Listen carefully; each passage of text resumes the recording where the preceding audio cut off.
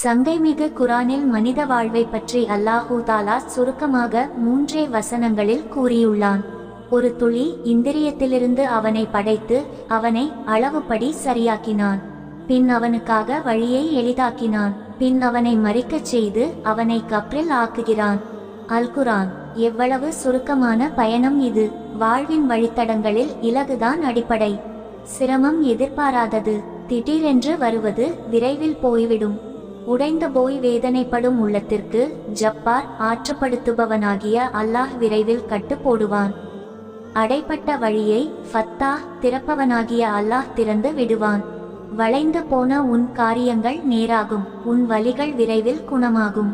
நீ அல்லாஹ்வுக்கு சொந்தம். அவன் உன் மனதுக்கு நிம்மதியை வழங்குவான். முற்றுப்புள்ளி. மேலும் எவர்கள் நம்முடைய வழியில் முயல்கின்றார்களோ நிச்சயமாக அவர்களை நம்முடைய நேரான வழிகளில்